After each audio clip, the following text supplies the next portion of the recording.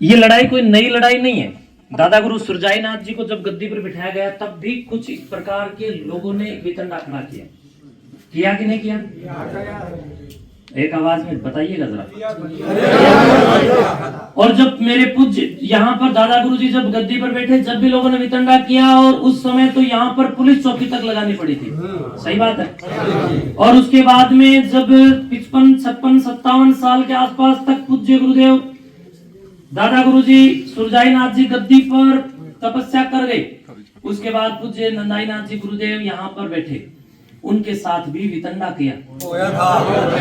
होया था। अब वो वितंडा मेरे साथ भी करने का एक प्लान कुछ लोग कटिबद्ध होकर के कर रहे हैं, एक होकर के कर रहे हैं। अब इसमें थोड़ा विचार कीजिए। आप लोग ये चाहते हो भी मठ की सामग्री को या मठ की संपत्ति को कोई नुकसान पहुंचाए तो मैं चुप रहूं? जो व्यक्ति इल्जाम लगा रहे हैं उनकी वीडियो मेरे पास है, मैं सारे आप लोगों को दूंगा, सारे पत्रकार भाइयों को दूंगा। उसमें पंचायत का ट्रैक्टर भी आपको दिखेगा, पंचायत के लोग जो वर्तमान इन जो लोग इल्जाम लगा रहे हैं, इन लोगों के आसपास के जो कोई ड्राइवर है या कोई इनके ही कर्मचारी है, इनको इन लोगों ने मठ में भेजा और भेज करके इन्होंने बार बार अगर 5000 ईंटें 10,000, कोई स्टेडियम का काम चल रहा है जी, हजारों लाखों में ईंट आ रही है और लग रही है। देखो आपने कितना ईंटें स्टेडियम में कितना खर्चा लगाया, किसी को दिखाई नहीं दे रहा। चलो बोल रहे हैं ऐसे 2 कोटी की बात उठाकर कोई भी बोल देगा, लेकिन मैं आप सब लोगों की सेवा में हूं, मेरा कोई वजूद नहीं है, जो कुछ हूं आप सब की वजह से। हरियाणा की जनता, दादा काला पीर के सेवक, कोथ गांव और छोटी कोथ, बड़ी कोथ, खापड़, नाड़ा, गर्भीनगर, जयजवान, बरसोड़ा, बुडायन, कापड़ो, इन सब गांवों के नहीं बल्कि और भी दूर दूर तक के लोग यहाँ पर श्रद्धा के साथ मत्था टेकने के लिए आते हैं। आप सब जितने भी श्रद्धालु आते हैं या व्यक्तिगत रूप से जो मेरे से जुड़े हुए, उन सब के कारण आज जो कुछ भी हूं उन्हीं के कारण, और मेरा यहाँ कुछ भी नहीं है, आप लोगों का है। अब रही बात ये कि ये लोग अपने लोगों को मठ में भेजते हैं और भेज करके जो मठ की सामग्री है ट्राली लेकर के भेजते हैं, रोड़ा तोड़ने वाली मशीन को लेकर के भेजते हैं। अब ये मेरे स्टेटस के अनुकूल बात नहीं है, लेकिन जब सामने वाले इतने गिर गए तो अब मेरे को नाली साफ करनी पड़ेगी, और जब नाली साफ करेंगे तो हाथ तो थोड़े बहुत भरेंगे, तो इसलिए मुझे ये छोटी बात आपको बतानी पड़ रही है। इन लोगों ने भेज करके कुछ लोगों को स्टेडियम के अंदर जितनी भी 1 नंबर ईंटों के चट्टे लगे हैं, बड़ी तादाद में ईंटों के मेरे से बिना इजाजत लिए, मेरे संज्ञान में बिना डाले हुए। क्या ये ग्राम पंचायत का काम है कि वो पंचायत के काम में मठ की सामग्री को, नई ईंटों को बड़ी मात्रा में रोड़ा मशीन तोड़ने वाली मशीन लगा करके तोड़े और तोड़ करके ले जा करके कागजों में तो पैसे पंचायत के लगे दिखाए और माल लग रहा है मठ का? तो ये सही है क्या? वो वीडियो मेरे पास उपलब्ध है, मैं सारे पत्रकार बंधुओं को दूंगा, आप लोग प्लीज इसके साथ इसको संलग्न कीजिए। और जब सरपंच महोदय तो नहीं, उनके प्रतिनिधि महोदय से मैंने संपर्क किया तो उन लोगों ने एक दिन मेरे से मिलकर के मुझे कहा कि मैं तो गांव का राजा हूं। मैंने कहा तू गांव का राजा होगा, मठ का राजा नहीं। मठ का राजा तो महाराज दादा काला पीर समाधि वाला है और उनके सेवक हम बैठे हैं। मठ की एक कंकर भी तूने अगर छुई तो मुझसे जरूर पहले संपर्क करेगा। पूछ करके कुछ भी ले जाया, कोई बात नहीं है, मेरे से पूछ लो, पूछ करके कुछ ले जाना, सहयोग करूंगा मैं। लेकिन इन लोगों ने बिना पूछे मठ की सामग्री को बार बार क्षतिग्रस्त करने का और उठा करके ले जाने का काम किया। उसकी 1-2 वीडियो भी हमने बनवाई, वो मेरे पास है। बार बार परेशान करने का इन लोगों ने कोई कमी किसी भी प्रकार से नहीं छोड़ी, बल्कि इन लोगों ने जब ये कार्यक्रम हम करने लगे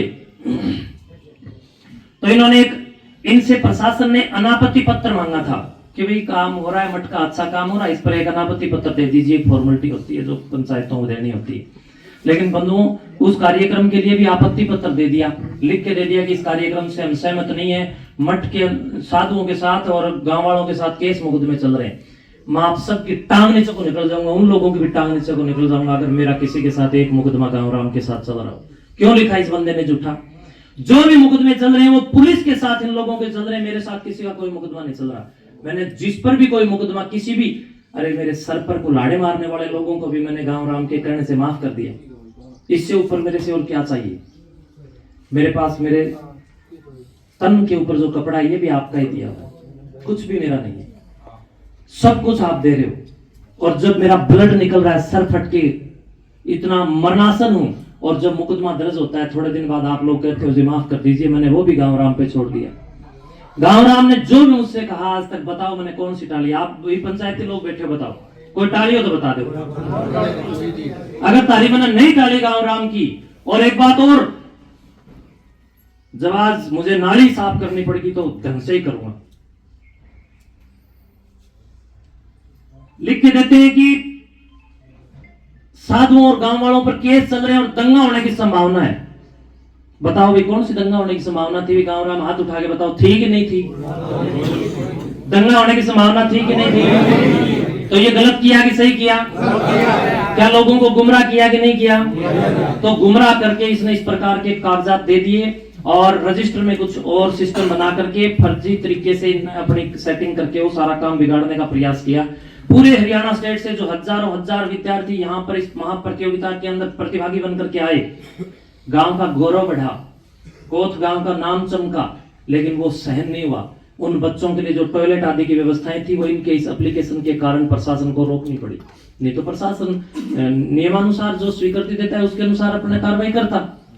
उसमें तो बताओ मेरा कहां कोई कसूर था? बच्चियां परेशान हुई तो मुझे दर्द हुआ, तो फिर ये दर्द मैंने गांव राम के सामने बता दिया कि गांव राम देखो ये हो रहा है। ये अगर मेरा आप लोग कसूर मानते हो तो एक बार आप कह दो, जो आप गांव राम सजा देगा मैं लेने को तैयार। और आज ऑन कैमरा इस बात को कह रहा हूं, मुझे कोई भी कभी सताएगा मैं अब की बार भी स्टेज पर ही बोलूंगा खुलेआम। कब तक इन लोगों के पाप छुपाऊंगा? मैं खुद गुंडा हो गया इनके पाप छुपा छुपा करके। कितने इल्जामात इन लोगों ने खड़े कर दिए। कोई भी बहन बेटी अगर मेरे सामने आ गई ये कह देगी ना मठ की समाधि पर खड़ी होगी कि महंत जी ने मेरे को गलत देखा, सिर्फ इतना ही बोल दे अपने आप को दादा काला पीर के सामने, जो गांव राम कहेगा उस सजा मैं खुद अपने आप को दूंगा। नशेड़ियों को अधिकार नहीं है कि वो मेरे गिरेबान तक आए, और ना दूंगा जब तक आप लोग मेरे साथ हैं।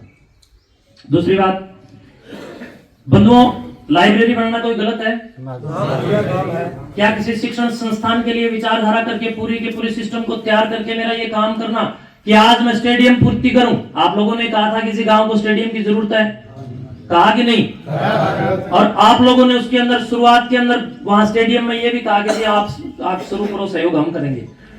फिर भी हम लोगों ने आप लोगों के सहयोग से वो शुरू किया। गांव के 8-10 लाख रुपए मेरे पास उस स्टेडियम में आए, बाकी का लाखों रुपया जितना लगा वो मठ का लगा। चल रहा है, गांव वाले थोड़ा थोड़ा अपने आप भी, कोई ईंट भेज रहा है, कोई सीमेंट दे रहा है, इस प्रकार का सहयोग भी हो रहा है। तो हमने विचार किया कि स्टेडियम का काम पूरा होने के बाद हम एक बहुत अच्छा ऐसा संस्थान यहाँ पर बनाए जिसमें गरीब परिवारों के बच्चे यहाँ पर निःशुल्क पढ़े और उत्तम क्वालिटी की शिक्षा हम दें। बताओ क्या ये गलत था मेरा सोचना? इन लोगों को किसी व्यक्ति ने ये सूचना दे दी कि महंत जी तो कागजी कार्रवाई कर रहे हैं यहाँ पर एक बड़ा शिक्षण संस्थान लाने के लिए, दे दी होगी भी रात दिन ये सेटिंग बाज तो है, सेटिंग रखते हैं, किसी ने बता दिया होगा, एक दो कोई ना कोई इनके भी संपर्क में होगा। अब दर्द हो गया कि भी महंत जी अगर ऐसा काम करेंगे तो तुम्हारा खाना खत्म, चारों खाने चिट। तो इसलिए आपके आने वाले बच्चों के भविष्य को खराब करने के लिए सारा वितंडा किया है। सुकराईनाथ तो पहले भी यहाँ था, अगर इतना ही गलत था तो पिछले 8 साल से प्रोग्राम हो रहे हैं, पहले क्यों नहीं विरोध किया इन लोगों ने? क्यों नहीं विरोध किया? अब ये हो रहा है कि यहाँ शिक्षण संस्थान बनने जा रहे हैं, यहाँ पर बहुत बड़ी हरियाणा की नंबर 1 लाइब्रेरी, हाईटेक लाइब्रेरी बनने जा रही है, ये इनको पता चल गया। तो इसलिए ये लोग ये सारा वितंडा खड़ा कर रहे हैं। मैंने इनका कुछ नहीं बिगाड़ा है, लेकिन ये लोग मठ की संपत्ति पर गिद्ध नजर डाल करके बैठे हैं। और प्रिय बंधुओं, जितने भी आप लोग मुझे अभी लाइव के माध्यम से देख रहे हैं, मेरा गांव राम बैठा है, पूछो गांव राम से। कुछ ऐसे लोग हैं जिन्होंने पहले अपने रिश्तेदारों के अंदर किसी भी प्रकार से जाकर के उनकी जमीन को खुर्द-बुर्द करने और बेचने का काम किया, और उसके बाद खुद की भी जमीनें बेच दी, और उसके बाद रुका नहीं गया, फिर गांव में भी उन्होंने 1-2 किले के अंदर गड़बड़ की, और अब वो मठ की जमीन की ओर गड़बड़ करने का विचार कर रहे हैं। चारों ओर से ये वितंडा, भूमाफिया, नशा माफिया और शराब और स्मैक के बढ़ोतरी के माध्यम से समाज को लूटने वाली मानसिकता का है। ये लड़ाई किताब और शराब के बीच की है। अब आप चुन लो, शराब चाहिए तो जो वो कहें वो कर लो, और किताब चाहिए यानी आने वाली पीढ़ी को मोटिवेट समय समय पर करना, नशे से बचाना, अच्छी शिक्षाओं की ओर प्रेरित करना चाहिए, तो आप लोग सुकराईनाथ आपकी सेवा में तैयार है। बाकी जो आपको अब आप लोग गांव वाले बताओ मुझे क्या करना है।